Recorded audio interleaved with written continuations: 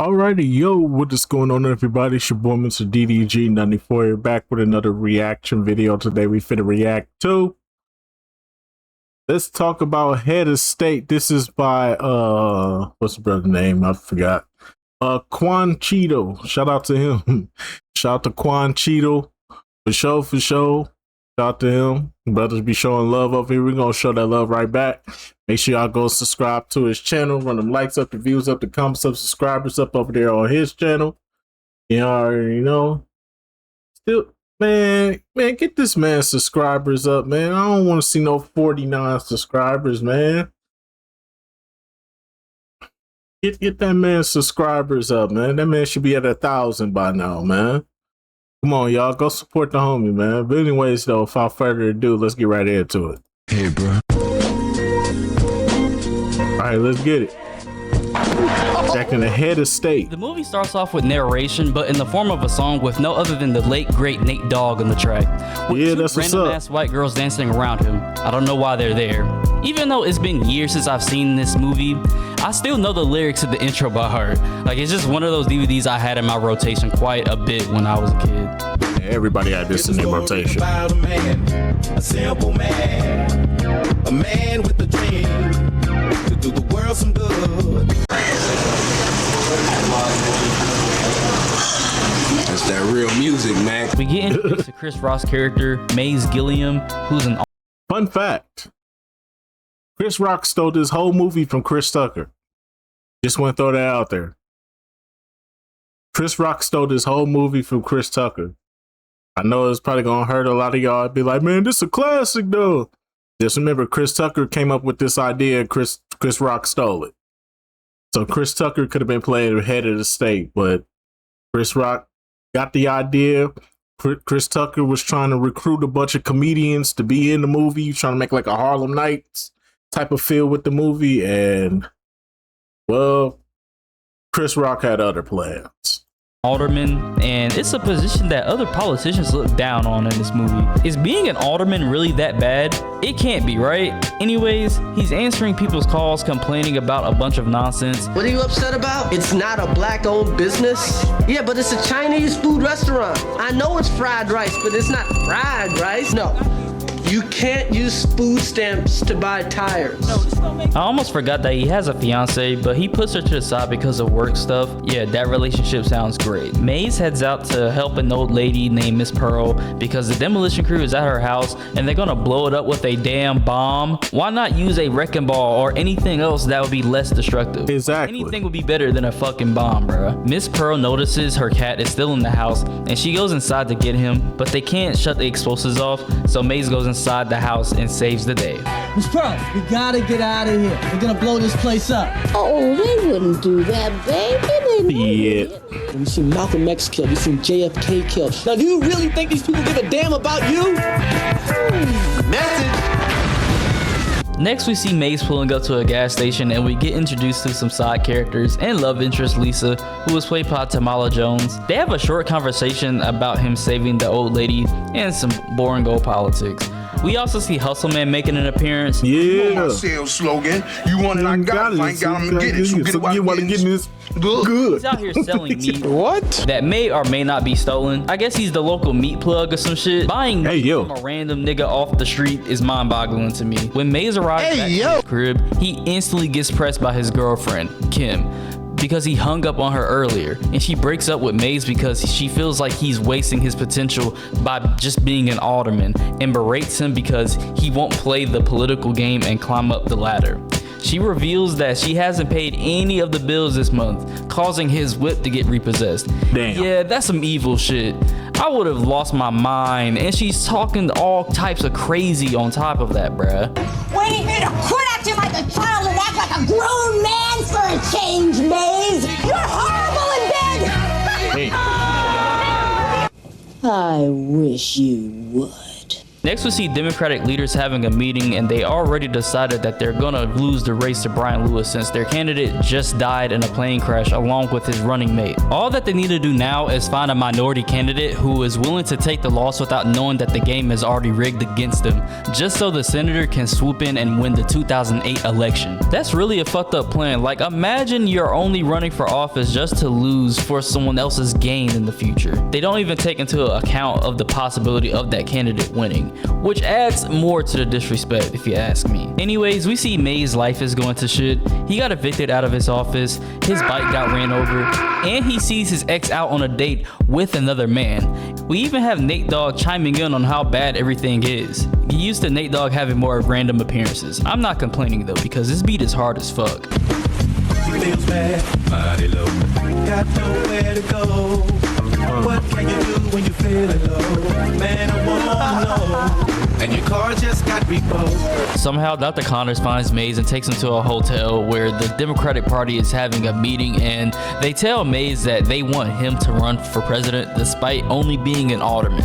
We'd like you to run for president. Of what? The United States. Of what? America. Which America? Not! He is suspicious of the whole thing, but the senator convinces him to run for office anyways. I don't know why it would be so hard to believe that someone who is an alderman is running for president. Like, yeah, it's a huge leap from someone's political career, but I don't think it's unrealistic. I mean, look who we have in office right now. So I wouldn't say this is the worst candidate you could possibly choose. Mays is officially running for office now. Got a point there. And once his ex realizes what she missed out on, she starts acting insane. Like, bitch, why are you yelling so loud? And you have a nigga right there too. Like, what the fuck? We get introduced to Mays' team. He has a security guard that kidnaps people on command if you holler out security. He has a doppelganger in case of assassinations. That sounds very useful nowadays. We also have a white woman on the team, and her job is to sleep with him, but she never does, so don't worry. We'll skip over to Mays' coming out party, and the whole goal is to raise money for his campaign, so he has to be around crazy rich people all night for donations. Mays runs into Lisa again, and she's working as a caterer for the party, and he convinces her to dance with him, and everybody is now on the floor getting lit. Mays then hops on the turntables to hype the crowd up. Hey, I'm not gonna lie, these old white folks are actually hitting that shit though. They on beating everything. It's amazing.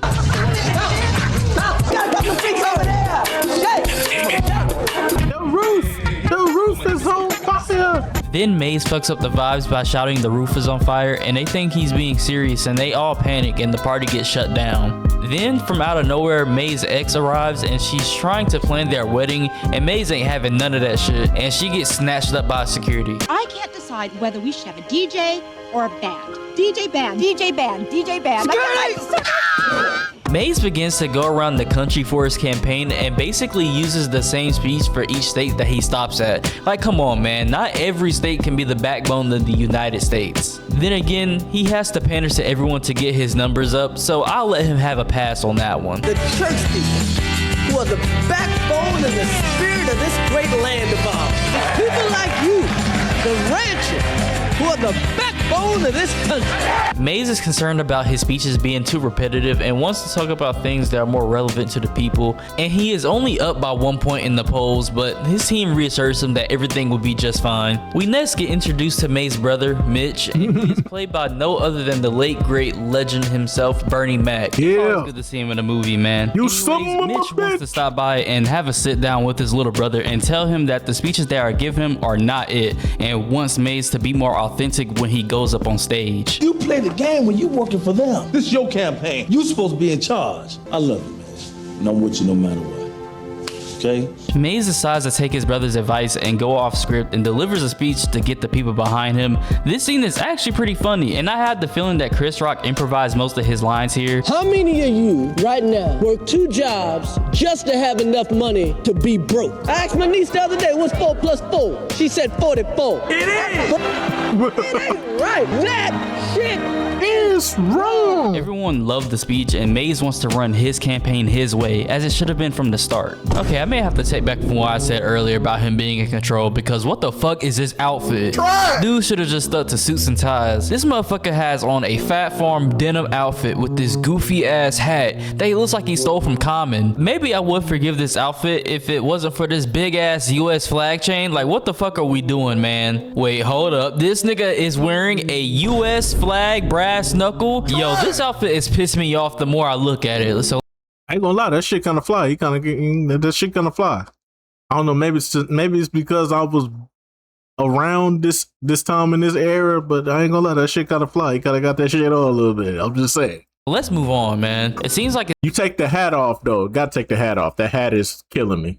His campaign is doing better and is gaining positive publicity by speaking with different communities across the nation. Not too sure how well his audience will react to Maze supporting gay rights and legal prostitution, especially in the early 2000s. Anyways, Deborah doesn't like how the campaign is being ran and she wants out, but Bill tells her to stick to the plan of Maze losing the race. Hey, Deborah needs to relax for a little bit. It seems like everyone is having a good time but you, bruh.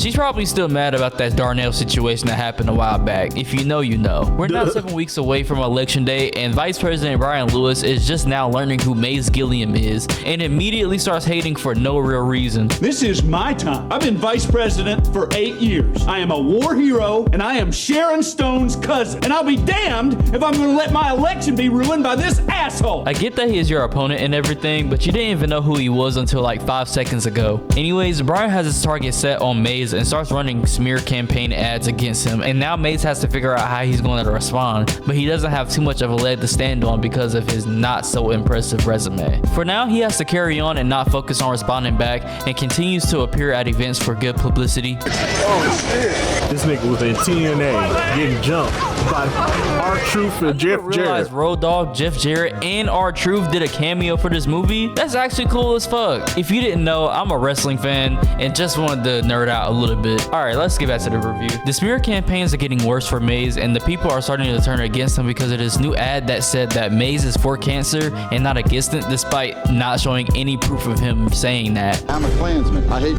Jews, but I love Brian Lewis. I'm Osama bin Laden. I hate America, but I love Brian Lewis. This dude Brian Lewis has a Klansman and Osama bin fucking Laden showing support for him in his ads. Why would anyone vote for this man? He would piss off his voter base way too much going this route. Yeah. Anyways, the senator stops by to talk to Deborah about Maze having over 30 points, which was not a part of the plan. I mean, it is your fault. You told her to let Maze run his campaign his way, and now it is getting traction. Like, you can't get mad because his strategy is working. Like, you just straight up hating. We skip over to Maze chilling in the bus watching the news, and white girl from earlier is wondering why he isn't smashing her because, you know, that's her job. He won't smash because he barely knows Nikki, and she asks him if he is trying to get to know someone else. Then we cut to Maze picking up Lisa from the gas station, and they take a trip around town, and you can tell that they're starting to feel each other more. Eventually, Maze security guards find him as he and Lisa were about to kiss with guns pointed at him and shit. There is no need for that. There's like 10 guns aimed right at them. Y'all are doing way too much here. Anyways, Maze has to go to a middle school to talk about an incident that happened with guns and explosives found in a student's locker, but don't worry, nobody was hurt. Why would you even need the candidates to even talk about this anyways? You would think the principal or somebody in the district school system would be more likely to talk to the press about this. Before Maze can even get a full comment, Brian Lewis shows up and steals all the attention away from Maze with his lame ass speech. Maze asks Brian for a debate, but he disrespectfully declines. Sir, we really should debate. Let's get something straight, Gilliam. I don't know you, and I don't like you. Party's over, Gilliam. I'm fixing to whoop your ass. We cut to Maze and his team watching the news, and Maze made a controversial comment when he was at the school earlier without him knowing the camera was on him. What do you expect? They act like us. We bomb in countries all the time. If I was 12, I'd probably have a gun too. Tell me you didn't. Come on now, I didn't know the camera was on me. Come on, man. Sound guy. There is no way you thought the camera wasn't on you while you was talking with the sound tech. I mean, he kind of has a point here, but there had to be a better way to state your opinion on this. If that wasn't bad enough, Maze is now under investigation for simply knowing a drug dealer. I don't even know how they got the information. Niggas must be spying on him or something. Patrice now O'Neal. The country hates him and his campaign is looking shaky. I'll let Nate Dogg take over for a little bit. He doesn't know what he's gonna do. He doesn't know what he's gonna do. Hope that he election's not through. While Maze is trying to come up with ways to cool things down, Deborah finally snaps and tells Maze the truth as to why he was picked to run for office. Do you have any idea why they chose you? You're here to lose, Maze. If they really had any idea that they could win this thing, do you think they would have chosen an ignorant ass nigga like you?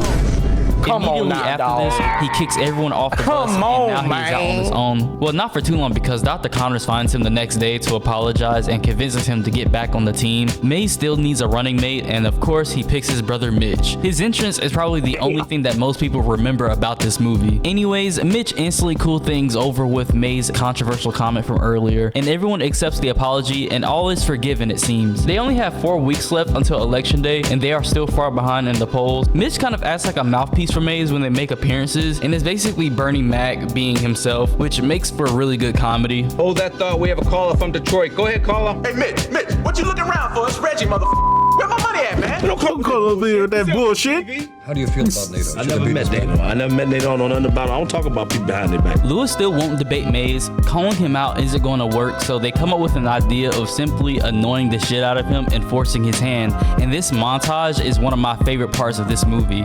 What the community needs is for you to debate me right now. You want to tell the people something? Tell them that. I thought I told you that we won't stop. I thought I told you that we won't stop. Looking for the news? The news is we want to debate. No. I thought I told you that we won't stop. I thought I told you that we won't stop. Yeah, that's what's up. Yeah. Everybody know ain't no party like a Diddy party, so. Yeah, that's what's up. Yeah. Yes, sir. I thought I told you that we won't stop. I thought I told you that we won't stop.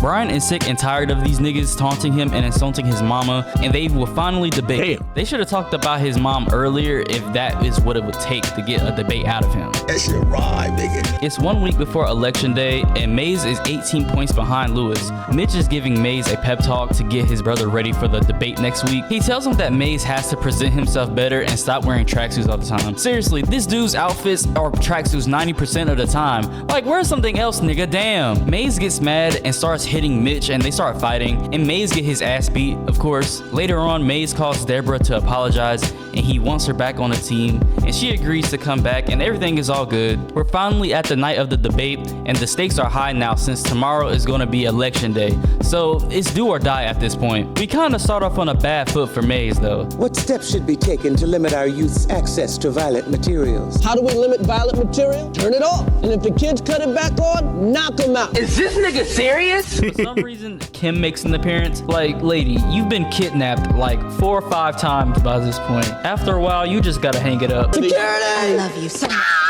Anyways, during the debate, Lewis says that the country should not be ran by an amateur, and of course he lists off his accomplishments that he won't shut up about. Maze responds to Lewis by saying there is nothing wrong with being an amateur, and names off notable people throughout history who were amateurs as well, and pretty much won the people over. The people that started the Underground Railroad were amateurs. Because when it comes to judging talent and potential, you are an amateur. So tonight, I want to say, God bless America and everybody else. I'm Maze Gilliam, and I'm running for President of the United States of America. It's now Election Day, and everyone is casting their votes and shit. You know how elections work. Why am I explaining this to you?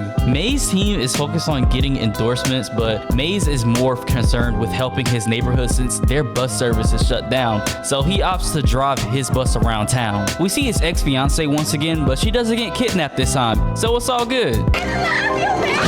The race is neck to neck, and if one of the candidates wins California, then they will win the election. Then we see Senator Arnott switches sides and gives Lewis the playbook on how to win the election, just so Maze can lose like he won it all along. Well, what can we do to turn this around? There's about 1.5 hours left at the West Coast polls. If there's a leak saying Gilliam is going to win, you'll get a late rush. You get California, you get the election. The ballots are now closed and everyone is at the edge of their seats waiting for the results, and of course Maze wins the election and everyone is happy and celebrating. It's crazy to think that this movie came out 5 years presidents weren't insane. Anyways, the movie ends with an after party with everyone dancing to the Nate Dogg song, and we have Funk Flex as the DJ. I guess that's cool. We close out. Hell no, get Funk Flex the fuck out of here, bro. Get Funk Flex the fuck out of here, man. To make them tuck their whole summer in. New City, you listen to me. If you're near a convenience store right now, any type of 24-hour store, go into the store right now and put your hand in the cash register for no reason. Their money is your money as of right now. I'm just saying though, fuck. With Chris Rock's face on Mount Rushmore for some reason, and that's the end. I think this is one of the more decent Chris Rock movies, but it was met with mixed to negative reviews when it was released, unfortunately. But it's honestly not even that bad. On paper, this movie sounds bad, but you just gotta see it for yourself. I enjoyed. It's not bad, but once you learn some of the back history, like the Chris Tucker situation, it kind of like ruins the mood. Most of the performances here, especially from Bernie Mac, I wish they gave him a bit more screen time, man. Chris Rock was basically playing himself, but that's all you really need for a comedy like this anyways. Also, I love the interludes from Nate Dogg throughout the runtime. I will say my main complaints for this movie is that I wish they leaned a bit more into the uglier sides of politics in the comedic way, especially while the war on terror was going on. A bit of the jokes here haven't aged the best, but overall, it's a decent watch. I'll give it a 7 out of 10. What do y'all think of it though? Love it? Hate it? Somewhere in between? Let me know in the comments below. It's been your boy Quanchito, and I'll see you later. I'm gonna say this. I give this like a 6.5.